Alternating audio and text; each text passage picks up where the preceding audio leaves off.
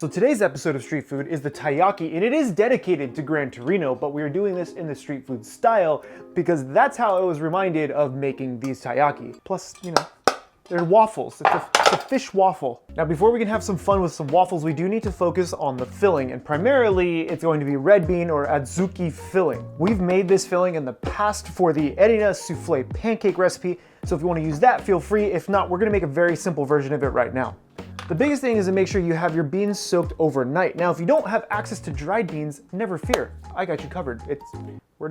Where did I put it? This brand of red beans was recommended to me by a few blogs and a few other chefs. It is straight out of Japan, and this is already made, ready to go red bean paste. So if you don't want to make your own, or if you don't have access to them, you can order this on Amazon. I picked this up locally at Awajimaya, but it's supposed to be really good. So instead of using this, I'm going to keep this for a pinch because it's never really going to go bad, just like dried beans, but we're going to go ahead and make our own so we can control the sugar as well. That's the biggest benefit of making your own red bean paste. You get to control those flavors a little more. Just need to strain this. Now, after straining all of that water, you don't want to cook it with the water that's in there. Pop your red beans into a nice big pot and then cover this with water by double the amount. So we're going to basically fill this up to about halfway to make sure it's fully covered and submerged. Once you have it full ready to go, I'm going to add just a pinch of salt, which is not really a thing, but I like making sure that I salt the beans no matter which beans I'm working with. Place this on the stove, bring it to a boil, and then let it boil, maybe like a hard simmer, almost, I guess pretty much a boil, until they're super tender because we do have to mash these. Now, while the beans are working, we can actually make the batter. Since the beans are gonna take some time, we can make the batter ahead of time, throw it in the fridge, it's gonna be okay. The thing with the batter is that it is varied from shop to shop. You may have someone who's only using water and flour and some baking soda and a pinch of salt. You may have someone who's using milk or butters or eggs. It does vary from shop to shop. So in this case, I'm using my buddy Andy's recipe. Andy makes some of the best looking waffles I've ever seen. We did a podcast together, and if you wanna check him out on Twitter, link is down below. The one thing I'm doing with his recipe is I am modifying it just a touch. Normally, he would whip the egg whites. Instead, we're gonna use just the whole egg straight away because the taiyaki doesn't have a lot of room to move in that pan. So to me, adding those egg whites whipped is an extra step in this application that isn't very necessary because we're just going to place these into this pan and you're not gonna get as much fluff, especially when they're stuffed. So instead, we're putting the eggs straight into here. Give this a quick little breakdown. Make sure they're nice and smooth. Again, I'm not gonna try to whip too much air or anything into this. Once those are broken down, we're gonna go in with 240 grams worth of bread flour. You can also use AP flour if you like. I'm using bread flour. I have it available. Didn't feel like opening up the AP flour, you know, it's fine. Add all of your AP flour, bread flour into here, give it a quick mix, get flour everywhere. This is why I don't wear black when I use baking stuff. It's the only CHEFPK shirt I have, chefpk.com. And we're also gonna add 500 milliliters worth of whole milk or buttermilk according to his recipe. So you can use either one.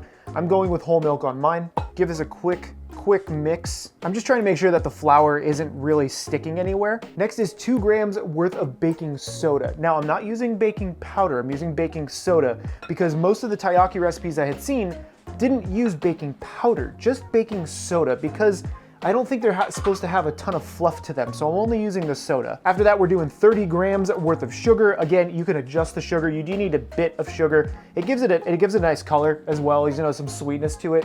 But remember, the red beans are also sweet, so if you don't want to put sugar in here, feel free to omit it. You know, you do you. It's your taiyaki. Now, while we're mixing this, I'm gonna melt down 30 grams worth of whole butter in the microwave. Chef Mike coming in clutch, thank you, sir. Give this another quick mix. You don't want this to be lumpy at all because it is taiyaki. I mean, if you're doing a pancake batter, you can have some lumps or something, but in this case, we don't want the lumps. No lumps here, please. Now, it does look loose because I'm also going to add in some tapioca flour or tapioca starch. This is optional. If you don't want the chewiness that comes with tapioca starch, feel free to add in 40 more grams of flour versus 40 grams of tapioca starch to this. His original recipe doesn't use tapioca starch. I'm adding it in this case. I'm gonna sprinkle this in little by little. Tapioca starch is a really nice addition, I think, for a lot of different things that I've made because it gives it that chewiness. It's what you use to make boba. Now with this ready to go, I'm gonna add my melted butter Now the thing with this recipe though is I'm gonna let this sit. That's why I'm making this right now. So after we give this a quick mix, making sure it's fully incorporated, we're gonna let this rest for just about an hour or so. You know, you can throw it in the fridge, let everything hydrate. It's going to thicken up just a touch, especially from the starch that we just added. So feel free to make this ahead of time. You could do this a day ahead too. You could keep this batter in the fridge and it would be totally fine. Now with our batter nice and smooth, well, kind of nice and smooth, I may give this another mix, you know, later on once we're ready to go, just to make sure there aren't too many lumps. You don't have to strain it, but we're gonna let this rest in the fridge for the next hour or so while the red beans are working. If you have the canned red beans, you can start. Just start, it's fine. You can just go for it, have some fun. Now once the water comes to a simmer and to a kind of a boil, it's boiling. There's bubbles. We're gonna throw a lid on this and let them cook until they're tender. You wanna make sure that the lid is on it so you don't lose too much liquid. You're like putting liquid back in there, it's a mess. Just throw the lid on it, let it cook until those are nice and soft. It's been just about 45 minutes on these red beans. These are ready to strain. I wanna show you what they look like right before you need to strain them. So this is gonna be super hot, so please be careful, you know? Don't be me, don't do what I'm about to show you. What you wanna do is grab one of the beans, and you can see how it's kind of exploded, right? This is really, really hot. That's what you're looking to do. And you wanna be able to just smush it, right? If you can push it with your hands, this bean is ready, it's really hot. We're ready to go. Why do I put it in my mouth? Now we're gonna strain out all this liquid and then put it back into the pot with some sugar. Once you have all of the beans strained, you can honestly just put it back into the same pot. This way you're not making a mess of anything else. And now to this, we're gonna sweeten it with some sugar. You can also sweeten it with some honey if you really want to, if you wanna change up the flavors, but just keep in mind that if you use anything too floral, that's gonna impact the flavor of the beans as well. So to my cooked red beans, I'm going to add 50 grams worth of sugar. Now again, you can adjust how much sugar you wanna add to this. I don't like to put too much because I wanna add the sugar first, taste it. If it needs to be sweeter, I can make it sweeter, but other than that, I don't wanna add too much initially. And to make things easy, I'm using a potato masher just to kind of bring together all of the red bean and the sugar. Now when you start mashing this, you're not gonna see too much liquid initially, and I don't really wanna make this into a complete paste. I wanna have some chunks in there, but once we heat it back up, this is going to leach some more liquid because of that sugar. So once you have it looking something like that, where it's a little chunky, a little smooth, kind of in between, that's where your red bean is ready to go. And once your sugar and your red beans are incorporated and mashed together, bring this over to the stove, and we're gonna cook this for an additional maybe 20 minutes or so, making sure you constantly stir it. You're just trying to cook down that sugar into that red bean. So I've been cooking my red beans just for about 10 minutes. I didn't go that full 15-minute mark because what I'm really looking for is for it to leach liquid, and it looks like it hasn't leached any liquid, not too much. So this is the texture that I really want with my red beans. You can see there's nice chunks in there, but it's also smooth enough to fit into our taiyaki. And to be totally honest, my red bean paste actually looks a little dry. So I'm gonna take just about 30 to 40 milliliters of water, and we're gonna add it directly into this because as it cools down, it will start to stiffen up. So keep that in mind. I'll show you the texture that I'm kind of looking for with this red bean paste. You can see after adding in some of the water, it's slightly smoother than it was before. This is going to, again, like stiffen up as it cools down. So just don't have it too dry after cooking. Now, once you have it to the right texture and consistency, give this a taste because this is the last chance you have to really add any more sweetener to it. Ugh.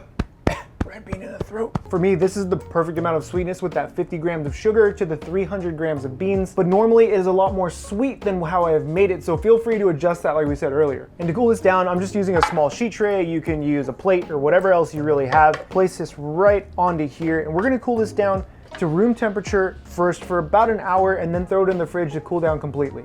The reason why we want this to cool down completely is because we don't want this hot when we put it onto the batter in our griddle. Keep that in mind. Like if this is hot and then you put it onto your batter, it may cook weird and unevenly. So just make sure this is nice and cool.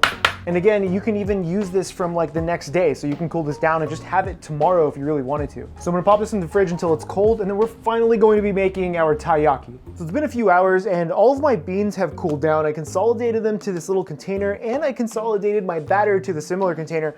This way it's just gonna make it easier for me to start cooking all of my taiyaki. Now, yes, I did test run these. Yes, who? Me? I did test run 2 of these just now, just to kind of get some temperature right. Once you have a feel for it, it's going to depend on your burner, of course, but it becomes really, really easy. We're just gonna make a bunch of taiyaki. And the wife requested one with these little sugar crystals that you get from like Liege waffles. This is what we're gonna put in our waffles. It's gonna be amazing. Maybe some chicken, you know, why not? So I found that with the taiyaki, what I actually like to do is I have this just slightly greased, and there's still waffle in here, but I'm gonna go ahead and just spray it just a touch on one side. We don't, you know, we'll do both sides, just a little bit. I'm going to start this cold, right? We're gonna go in the pan cold and then turn it on. It actually makes it a little easier to work with. And what we want to do is add in a small amount of our batter directly into our taiyaki mold, but try not to fill it up all the way. You want to leave a small lip. And the reason for that is that we still have to add our filling. So if you fill it up too far and then you go to add your filling, you're just going to start overflowing onto the sides, and you don't want that. You can see how much space I left, just so that way we can take some of our red bean paste, and this is when we're gonna get a small chunk of it. You can see I like mine chunky. You can run this through a sieve or a mesh strainer if you want it super smooth, but I actually like the chunks that you get with red bean like this. I'm gonna take a little ball, I'm gonna place that, I don't know, right in the middle, you know, just a small amount of it. Don't wanna do too much, and you can see as soon as I put this into that, it kind of spread out a bit as far as the batter goes. And then for the other one, we're gonna take some of these sugar crystals for the wife, place those all over the place, make sure that you get those nice bits of sugar crystals. And then we're gonna top this off with a small amount of batter just to make sure that it's full. You know, you wanna make sure it brings it all the way to the line rather than overflow like we said. And this one is getting really full, so I'm gonna just do just a bit on top of the red bean and then maybe some on the tail. And then this looks super good, ready to go. Now close this thing up, okay? We're gonna kick this on to a medium heat, and then we're gonna immediately flip it. Okay, we're gonna cook it for 1.5 minutes on this side, and then flip it, and then cook it for another minute on the other side. I have a little bit of batter kind of falling off that on the side right there from when I flipped it. It's okay. We're just gonna hopefully just scrape it so it doesn't fully burn. You know, this is gonna be fine. We'll just have to do a nice little cleanup. Now after that 1.5 minutes, we'll give it a flip, and we're gonna let this cook for just about 1 minute on this side, and they should be good to go, I hope. You can see it slowly starting to rise. Yes, yes, yes. Okay, moment of truth, turn that off. Let's see what this looks like, yeah? Oh, actually, could go a little longer, so what I'm gonna do is I'm gonna flip this, we're gonna let it cook for another like, maybe 30 seconds, just get a little more color on that. I wonder what, oh, that side looks good. I'll show you that, guy. I'll show you that in a second. I'm excited. I can have one of these today. Flip this guy, let's see what this other side looks like. Yeah, that is beautiful. Okay, now we're gonna let them rest on this sheet tray with a little rack. This way they'll kind of cool off a bit. Woo, baby. Give these a little trim in a second. Just do one of those. So this one definitely has the red bean. You can see the red bean on this side. Yeah. We're just gonna peel back some of this. Look at it, it's beautiful. This guy for the wife, we're gonna let this cool off over here. Oh yeah, I'm so excited. Let's make a bunch of taiyaki.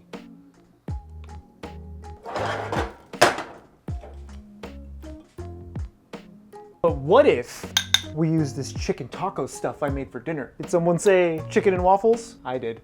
This guy. There it is, guys, our beautiful taiyakis. This recipe was super easy to put together. You can also make it really, really simple and just use some flour, water, baking soda, nothing too complicated. This one's more of a waffle recipe. I'm super excited to try this. This is the red bean taiyaki, and I'm also going to try the chicken taiyaki because I have to try that for you guys, so cheers.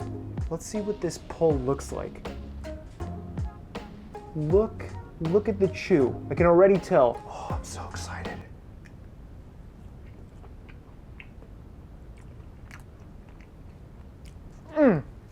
Look at how much filling. Look at it. It's cooked beautifully on the inside. The pastry is tender, but still has some chewiness. The red beans are not overly sweet, just like I like them. Remember, you can adjust the sweetness in this, but this is delicious. Oh, I want to try the chicken one. This is from the chicken tacos we had for dinner. There's no way I wasn't going to make chicken and waffles. Look at this. How do you go wrong with this? The only thing I would want is some cheese in here. So cheers.